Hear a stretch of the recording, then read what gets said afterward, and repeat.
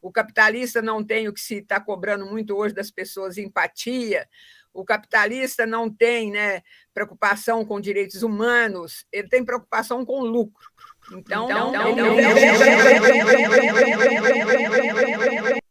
pensando nisso, é lógico, se os lucros estão caindo, aqueles que controlam um país, né, a classe dominante desse país, que ela controla o poder executivo, aqui no Brasil, a classe dominante controla o poder executivo, o poder legislativo, o poder judiciário. Então, esse conjunto de poderes, na realidade, estão a serviço da classe dominante.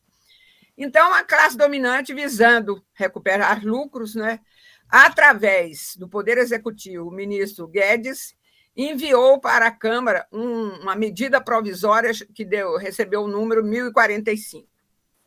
Medida provisória são medidas, né, que elas se caracterizam pela urgência. O Guedes justificou essa medida dizendo que é uma medida para enfrentar esse período de pandemia. E a Câmara é uma medida provisória, então temos urgência.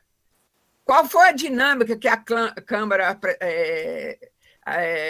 agilizou?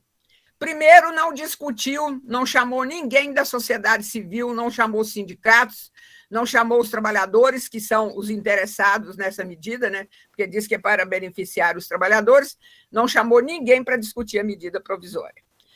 Tampouco discutiu internamente, porque toda projeto de lei, medida provisória que possa passar pelo Congresso, tem as comissões, né? Então tem que passar pela Comissão de Constituição e Justiça, depois Comissão de Direitos Humanos, Comissão disso. Segundo o assunto, né, Comissão de Economia, também não passou pelas comissões. Então se distribuiu para um relator, ele encaminhou, né, as modificações que ele achava necessárias, e vários deputados aproveitaram a ocasião e apresentaram 400 medidas, a medida provisória 1045. Né? Então, ela virou outra coisa. E eles aproveitaram para botar uma série de emendas para beneficiá-los e retirar direitos de trabalhadores. Né? Então, uma medida que diz que é para enfrentar o período da pandemia, diz que é para beneficiar os trabalhadores, não é discutida com os trabalhadores. Então, vamos ver qual é realmente a essência dessa medida. Bom, a medida ela apresenta 3 programas. Um programa chamado Priori, que é o Programa Primeira Oportunidade de Reinserção no Emprego. Então, é como se fosse o primeiro emprego, para dar oportunidade para quem? Dá oportunidade para jovens de 18 a 29 anos a ter o seu primeiro emprego. Mas aí eles estenderam para pessoas que tiver ou 55 anos ou mais de 55 anos e que tiver 2 anos desempregado, também pode entrar no programa. Qual é a essência desse Priori? Né?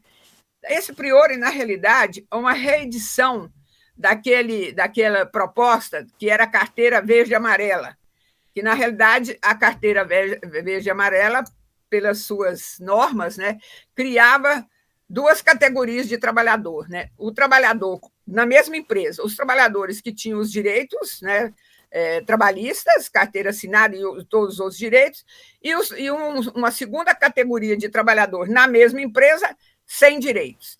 Então, na realidade, esse Prior é uma redefinição, né, com outro nome, da famosa carteira verde e amarela. Bom, quem pode contratar? Né? Então, seria jovens de 15 a 29 anos ou pessoas de 55 ou mais de 55 anos. Bom, qual é o objetivo do Priori? Eles dizem que é criar novos postos de trabalho. Mentira. Por quê? Por que é mentira? Porque eles estabeleceram, para saber quantos trabalhadores poderão ser contratados pelo Priori, eles estabeleceram uma média dos últimos anos de trabalhadores que aquela empresa tinha. Não é?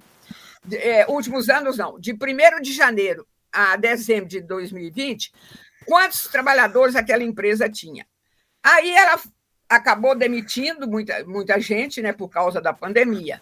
Então, eles vão fazer uma média de quantos trabalhadores a empresa tinha, né, nesse período de um ano. Bom, mas como houve demissões, nós vamos ver que a média vai ser inferior, né, da média histórica da empresa, porque houve as demissões por causa da pandemia. Bom, essa média vai permitir que eles contratem 25% dos trabalhadores pelo priori. Então, imagina, né? Você vai ter um quarto dos trabalhadores de uma empresa contratado por esse programa. Qual a gravidade? E é contratado, eles falam que é para o período de pandemia, mas acontece que ele pode ser contratado por 24 meses, e a gente espera que até lá tenha se enfrentado a pandemia, né? Então, vai além da pandemia.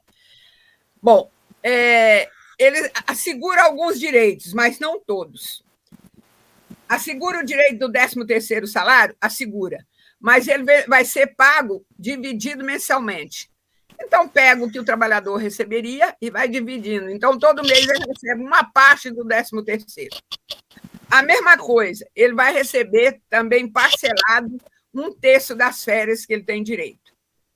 Bom, mas isso não é o mais grave. O mais grave é que, atualmente, o fundo de garantia é de 8%, o que vai assegurar depois a aposentadoria do trabalhador.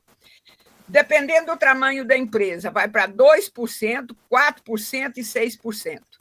Ou seja, eles estão retirando direito dos trabalhadores até quando os trabalhadores vão se aposentar, né? Porque o fundo de garantia será menor, né?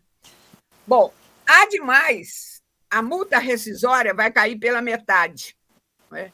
Então, outro direito que eles retiram do trabalhador. Então, você vai ter os trabalhadores com os direitos constitucionais garantidos e essa subclasse de trabalhador que tem alguns direitos, mas não tem a maioria deles.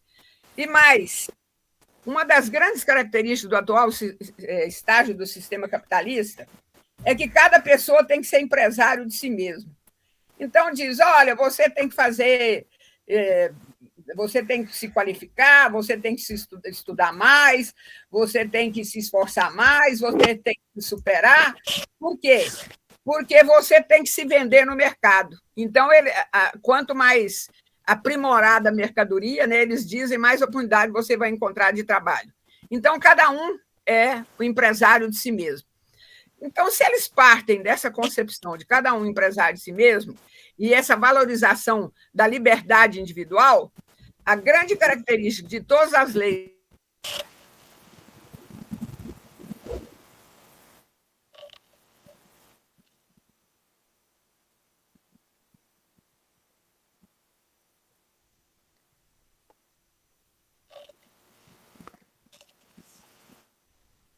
Nossa internet falhou. Vamos tentar restabelecer o contato com a professora Ana Lúcia. A professora Ana Lúcia, ela faz parte da auditoria da dívida pública em Goiás, é professora aposentada da UFG e está aqui conosco hoje debatendo a atual conjuntura e também a MP 1045, a MP 1045, que visa a retirada de direitos dos trabalhadores.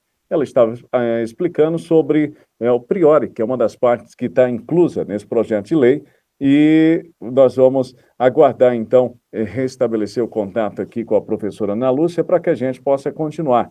Ela nos disse que ontem choveu muito em Goiás e por isso a internet está um pouco prejudicada, mas ela vai tentar entrar de novo aqui na sala para que possa participar conosco do nosso Panorama de hoje, Panorama através da PUC TV, a você ligado conosco, nosso muito obrigado pela sua sintonia, pelo carinho a todos aqueles que estão acompanhando aqui o programa Panorama através da Rádio APUG e APUG TV. O professor Joel Pinho não está presente também, o professor Gilberto Correia e o professor Paulo Henrique Costa Matos, que também foram convidados para este debate. Não puderam estar presentes, mas estão aqui assistindo e ouvindo a nossa programação através da PUC Sind, a PUC TV e Rádio APUG.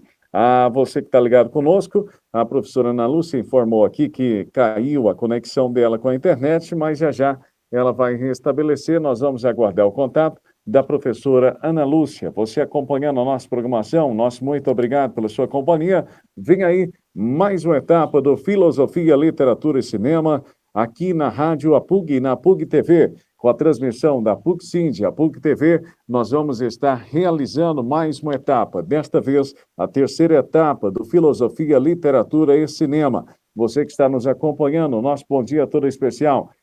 Acompanhe agora a chamada da terceira etapa do Filosofia, Literatura e Cinema.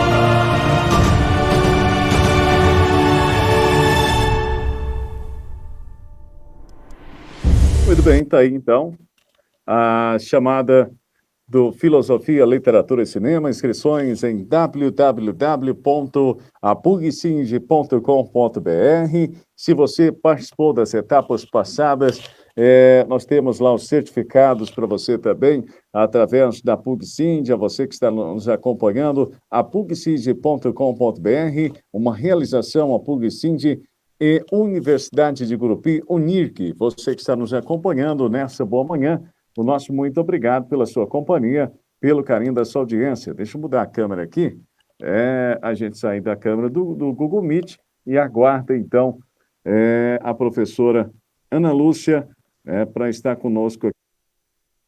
A professora Ana Lúcia, ela vai estar conosco daqui a pouquinho, aqui novamente, falando mais sobre a atual conjuntura do Brasil. Os projetos de leis, tem a PEC 32, além da PEC 32, tem a MP 1045, que está lá para ser votada. Nós vamos saber mais daqui a pouquinho com a professora Ana Lúcia, aqui na nossa programação. A internet dela, infelizmente, caiu. Vamos aguardar um pouquinho para ver se ela consegue restabelecer o contato, né, e participar aqui conosco no nosso programa. São 9h19. Bom dia para você, obrigado pela sua companhia, pelo carinho da sua audiência, a programação da Rádio APUG e a PUG TV. A você que está conosco, nosso bom dia todo especial. Obrigado pela sua companhia, pelo carinho da sua audiência. Nós vamos juntinhos trazendo informações para você da Rádio APUG. As informações que nós temos sobre a atual conjuntura do Brasil, as informações do ANDES-SN, para que você possa ficar por dentro aqui na nossa programação. Nós vamos a informações aqui, direto do programa Jornal da PUC-CID, com o especial podcast Panorama, hoje somente comigo, Miquelin Feitosa, e já nós vamos tentar restabelecer o contato com a professora Ana Lúcia. Professora Ana Lúcia, da Auditoria da Dívida Pública em Goiás, professora aposentada de História da UFG, e ela participa conosco hoje aqui do nosso programa. E nós vamos com o áudio da Ana Lúcia, e já a gente volta, a gente tenta restabelecer o contato aqui com ela. Mas antes, tem esse programa especial, um programete especial que ela faz lá para o estado de Goiás, mas que a gente passa por aqui também na programação da Rádio APUC. Ouça agora Que Papo é Este? Opinião e análise da professora Ana Lúcia, coordenadora da Auditoria Cidadã da Dívida Pública, Seção Goiás. Daí estamos de novo no ar com mais uma edição do Que Papo é Este, com a professora Ana Lúcia. A análise e a opinião da professora Ana Lúcia. Professora Ana Lúcia, eu acabei de tomar a segunda dose da vacina e estou pronto para a terceira, e que venha. Pois é. Imaginar que hoje nós já estamos com 577 mil mortos, né? E estão noticiando que tem empresários, militares, pastores evangélicos, chamando o povo para ir para a rua dia 7 de setembro para apoiar o Bolsonaro. Eu fiquei pensando, apoiar o quê mesmo? Olha, os principais cientistas do Brasil e do mundo afirmaram, com base na ciência, que se o governo tivesse tomado as medidas para comprar as vacinas, na época os laboratórios, Oxford, Coronavac e Pfizer ofereceram, poderia ter começado a vacinar em dezembro de 2020. Nós teríamos uns 200 mil mortes a menos. Seria o pai de um, a mãe de outro, filho, esposo, vizinho, amigo, poderiam sair vivos. Né? Correto. Mas o presidente Bolsonaro achava que era uma gripezinha, que tomando ivermectina, que é um remédio que existe há 40 anos, bom para verme e piolho, não pegaria Covid, que também tomando cloroquina, que é bom para malária, mas não pegaria Covid. E os dois não têm nenhum efeito contra a Covid. Bom, mas por que ele ficou não querendo essas vacinas assim? A CPI agora, a Comissão Parlamentar de Inquérito, está mostrando que existia toda uma articulação no Ministério da Saúde visando comprar uma vacina indiana muito mais cara, com propina, mas de uma corrupção sem tamanho.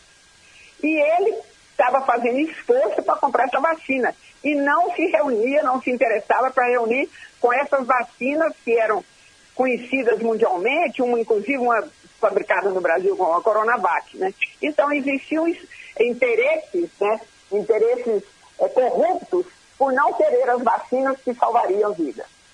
Bom, e aí um laboratório de análise chamado Vitamedic, inclusive o proprietário do laboratório é dono de uma universidade chamada Unialpa aqui em Goiânia, eles muito espertamente conseguiram alguns médicos, e em toda a profissão tem malandro, né? Que dissesse, não, cloroquina e ivermectina é bom para não pegar Covid, né? É preventivo. E aí eles gastaram 700 mil reais para divulgar, venderam, lucraram 340 milhões no ano, em cima da saúde do povo trabalhador, em cima da saúde da classe trabalhadora. Então nós vamos ver que o que essa gente fez? Ele está chamando para a rua para quê? Para comemorar isso? E você está pensando em ir para a rua para comemorar isso? Mas você está percebendo que seus vizinhos, os bairros onde moram os pobres, os explorados, estão ficando desempregados, indo para esquinas de um tudo, como a gente diz, né? Às vezes são despejados por não conseguir pagar o aluguel. E por que isso acontece? É porque não lutam? Porque não se esforçam? Não, é por conta da política econômica do governo Bolsonaro. Ele não tem uma política de investimento. Praticamente parou Minha Casa Minha Vida. Cortou recursos de investimento na área de saneamento, de educação, de energia, de transporte. Onde você quiser. A Folha de São Paulo fez um levantamento e mostrou que em 23 áreas da economia, o governo dele piorou todos os índices. Isso significa o quê? Menos emprego, menos salário, menos oportunidade de condições, de melhorar as condições de vida. E aí, nós temos nesse momento 15 milhões de desempregados, mais ou menos 5 milhões que já deixaram até de procurar emprego. Olha aí na sua vizinhança e andando pela cidade, milhares de pequenas e médias empresas faliram, porque na pandemia o governo só ajudou os bancos. Ele deu 3 trilhões para os bancos com medo dos bancos falirem.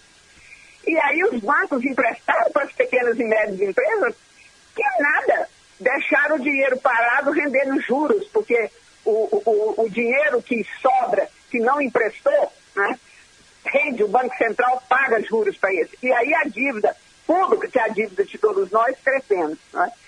Então, você vai para a rua para apoiar isso? Você não está olhando a sua cidade, o seu bairro, os seus vizinhos, os seus parentes, os seus amigos, não? Você entra no supermercado, na feira, tudo aumentou de preço, tudo. Né? A conta de água e de luz aumentou de preço. A gasolina aumentou de preço.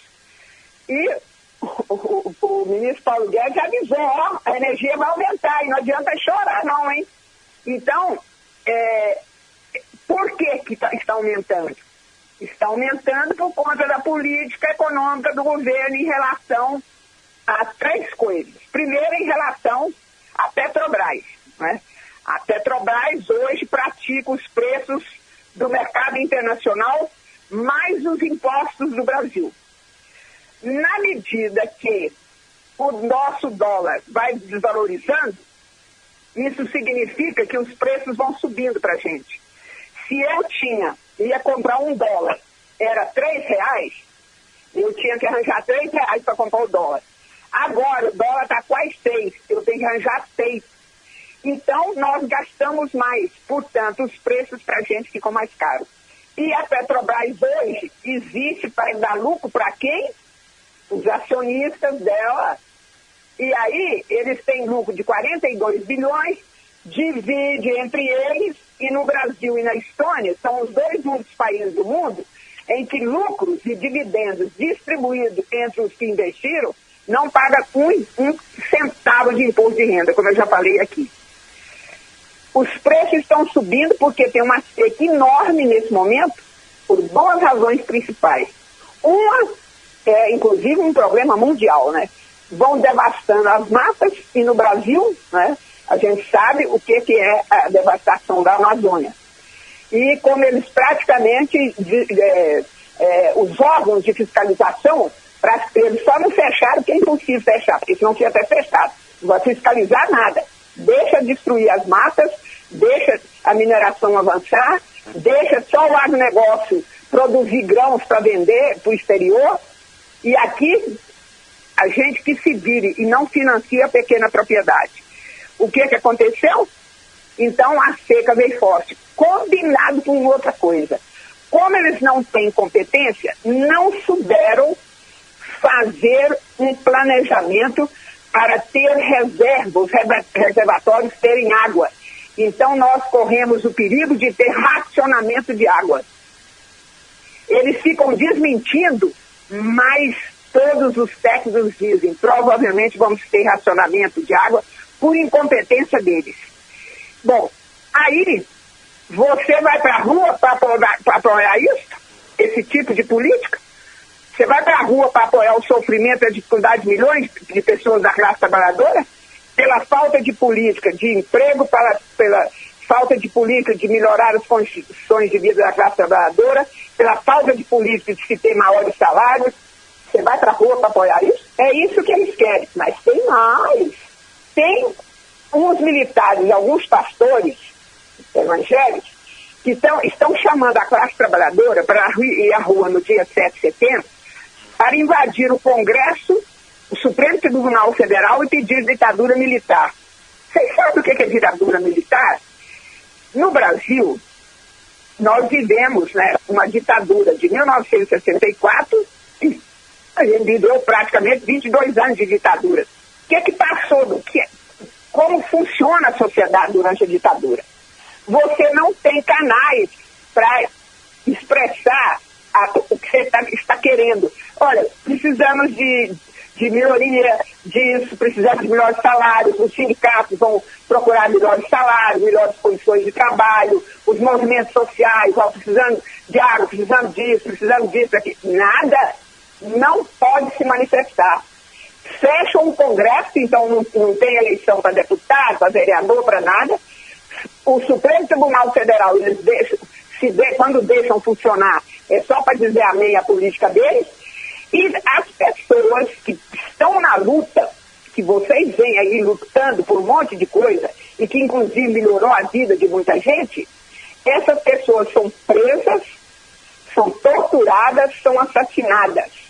Eu tenho vários amigos que eram professores, que eram estudantes e que estavam lutando para ter uma universidade melhor, uma universidade para todos, estavam lutando por cotas, estavam lutando para conseguir melhores condições de trabalho, lutando, os professores do primário, do ensino médio, lutando para ter melhores condições, as escolas serem melhores, foram presos, mortos e torturados e mortos.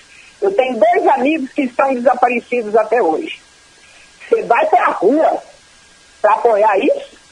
Pense o que você está apoiando nesse 7 de setembro.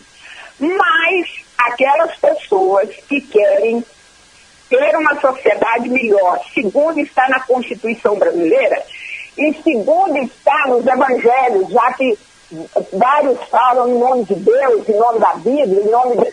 Bom, olha lá as mensagens da Bíblia principais, são: para que tenha vida e vida em abundância. Vida em abundância significa o quê?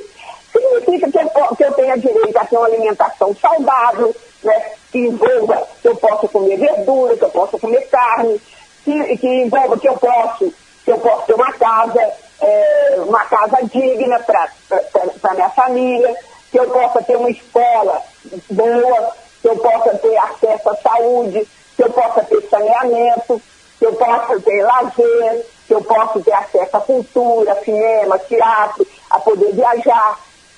Quem quer isso também vai para a rua. Dia 7 de setembro. É o movimento daqueles que querem melhorar a vida de todo mundo, também vai para a rua. Procura saber na sua cidade onde vai ser. Em algumas cidades eles estão dando o nome de Grito dos Excluídos. É um nome que se dá, mas na realidade a classe trabalhadora ela não está excluída. Ela está incluída e explorada no limite, né? Vocês se lembram que no último programa eu mostrei que o governo fez uma proposta, né, de trabalho para os jovens de 18 a 29 anos e para as pessoas de 55 anos que estão desempregadas, que é uma nova forma disfarçada de escravidão, né? Então, as pessoas que não querem essa situação no Brasil, que é que todos tenham vida digna, também estão indo para a rua. Então, pensem, né, procurem, leva a sua máscara, leva o seu cartaz, leva o seu instrumento musical, leva a sua alegria. E os que querem uma vida melhor, por exemplo, nós temos o maior acampamento indígena, né, já ocorrido no Brasil, está em Brasília, na esplanada dos ministérios. Reivindicando o quê? Reivindicando que demarque as terras. Quando os portugueses chegaram aqui, eles eram donos do Brasil. Os índios são os donos originários do Brasil. Então eles precisam ter as terras. Eles vivem na relação com a natureza, eles não destroem a natureza. Eles querem tirar da natureza a sua subsistência com alegria, com com participação, ninguém passando fome, eles não pensam que uns comem, outros ficam passando fome, uns têm roupa, os outros não têm. Então, eles estão lá para exigir que faça a demarcação de terra. A imprensa praticamente ignora, né? Mas se você souber, procure dar apoio. E vamos, né? Pense, então, ir para essa manifestação, que é a manifestação, o que pode chamar de luta dos excluídos, em cada lugar pode chamar uma coisa, também dia 7 de setembro, oro, horário, vamos com alegria, com a solidariedade, com a fraternidade, com a música, vamos com as famílias, vamos brincar, vamos ter, né, celebrar uma coletividade que quer o mundo melhor para todos, o Brasil melhor para todos. Então, e deixa esses que querem celebrar celebrar morte, celebrar doença, celebrar exploração, chamar ditadura militar, deixem eles isolados fazendo lá, né, essas manifestações, e vamos procurar o respeito com aquilo que nós temos que respeitar, que é vida para todos. E tem uma música de um cantor que eu gosto muito, chamado Gonzaguinha, que bem expressa isso que eu falei hoje, né? Eu vou pedir depois para o Valdeci botar, mas veja como é que começa a música. A gente quer valer o nosso amor, a gente quer valer o nosso suor, a gente quer valer o nosso humor, a gente quer do bem e do melhor. A gente quer carinho e atenção, a gente quer calor no coração, a gente quer suar mais de prazer, a gente quer ter muita saúde, a gente quer viver a liberdade, a gente quer viver a felicidade. Isso aqui é direito humano de todo mundo. E são os famosos direitos humanos. Se você botar uma criança de 4, 5 anos que já aprendeu a ler, ela vai ficar, oba, eu quero isso para mim. Então, as pessoas, né, que querem esse mundo melhor, vão para a rua dia 7 e, de preferência, pensando nessas palavras do Gonzaguinha. Então, até a próxima. Vamos nos encontrar antes, né, do 7 de setembro, mas se não puder, a gente se encontra no 7 de setembro, cada um onde estiver, com seus amigos, seus companheiros, né, e as pessoas da sua cidade que querem um mundo melhor. Então vamos lá? Vamos. Gonzaguinha? Vamos então, com Gonzaguinha. Muito bem, tá aí então a fala da professora Ana Lúcia. A professora Ana Lúcia que falou muito bem aí sobre os direitos dos trabalhadores e tudo mais que está acontecendo no Brasil. Infelizmente, nós não conseguimos restabelecer o contato com a professora Ana Lúcia. Ela nos explicou ainda no início do programa, ainda quando não estávamos no ar, que choveu muito forte ontem em Goiás. E por isso a internet ficou com uma qualidade muito ruim. Acabou até mesmo a energia se restabelecendo somente hoje pela manhã. Mas tivemos aí a primeira parte da fala ao vivo da professora Ana Lúcia, depois esse áudio com a participação dela também, a Ana Lúcia que faz parte aí da auditoria da dívida pública no estado de Goiás. Ela faz esse comentário político para as rádios de Goiás e também, ao mesmo tempo, esse comentário não político, mas um comentário falando da realidade, a realidade do trabalhador brasileiro.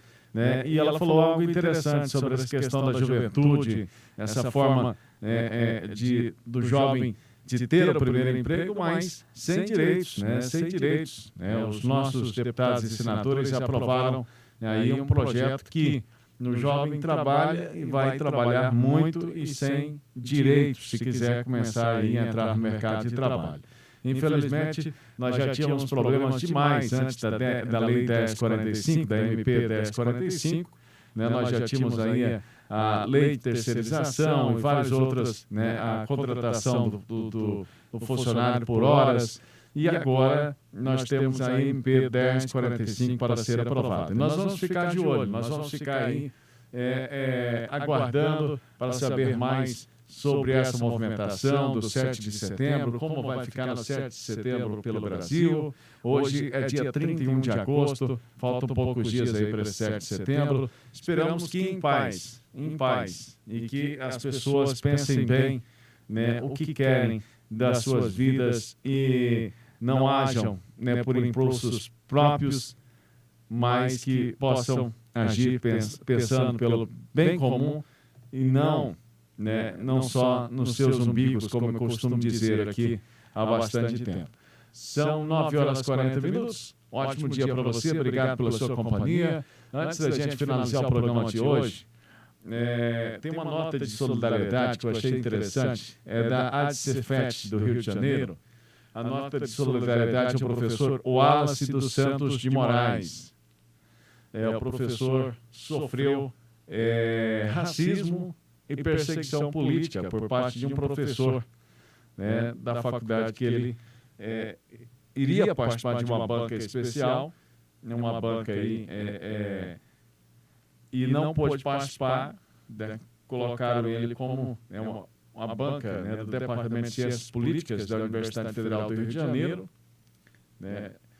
Ele se destaca pela sua produção acadêmica, dedicado, entre outros temas, à crítica da branquitude que impera na sociedade e na universidade. E o professor Josué Medeiros valeu-se de argumentos racistas para desqualificar o professor Wallace dos Santos de Moraes, que se candidatou à composição da banca. Contra a candidatura do professor Wallace dos Santos de Moraes, o professor Josué Medeiros argumentou que para ele o Wallace é tudo racismo. Fica dizendo que é perseguido por ser negro, toda vez que é contrariado, fica se vitimizando como negro, e não é nada disso. Tal discurso foi endossado pela chefe do departamento. A ADCEFET reitera a necessidade de combate diário a todas as práticas discriminatórias e oferece ao professor Wallace dos Santos a solidariedade e as mãos estendidas. Então, contra o racismo em todas as instâncias. A gente pensa que acontece somente aí no dia a dia, com pessoas sem formação, mas não aconteceu com o professor, né? Aconteceu dentro de uma universidade que deveria ter o maior respeito pelo seu docente. O Informantes vem com a capa, a edição do Informantes, de 21 de agosto. Privatização dos Correios deve aumentar preços, piorar serviços e excluir população mais pobre. Tá aí, então, o destaque do Informantes. Você pode acessar em andes.arg.br. Sougov.br, aplicativo destinado às servidoras e aos servidores, pode transferir dados pessoais de milhões para multinacional. A privatização dos Correios, Reunir Digital, MEC pretende ampliar vagas de graduação nas instituições federais através da educação à distância. São alguns dos destaques aí, então, do Informantes, a edição número 119 do Informantes. Muito bem, a gente finaliza muito bem, nós aguardamos aqui o contato da professora, mas quem sabe em outra oportunidade possamos, então, debater mais sobre a atual conjuntura do Brasil. O panorama de hoje fica por aqui, agradecendo a sua audiência, o carinho a todos, mas antes de irmos embora, deixo mais uma vez o convite para a terceira etapa do Filosofia, Literatura e Cinema. Estão abertas as inscrições até o dia 10 de setembro e você pode participar conosco do Filosofia, Literatura e Cinema.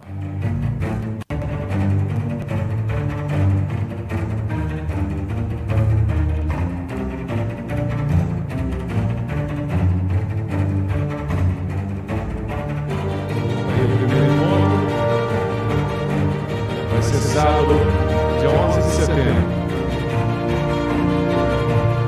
Tema Culturas Urbanas Paraenses.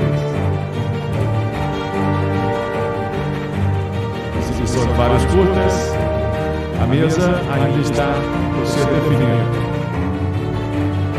Segundo encontro Pará. Tema: a questão agrária na Amazônia.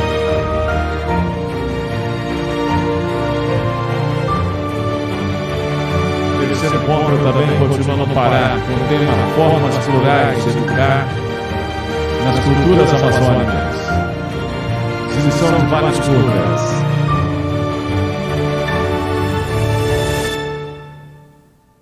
Quarto encontro. Nós vamos ao estado do Acre. Tema: luta pela preservação ambiental.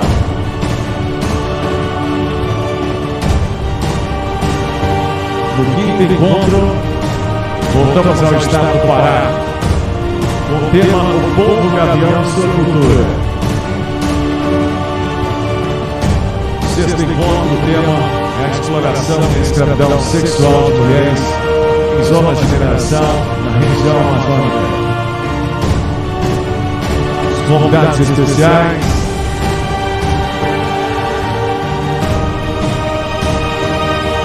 a inscrição aberta até o dia 10 de setembro de 2021. A realização da PUC-CID e UNIG.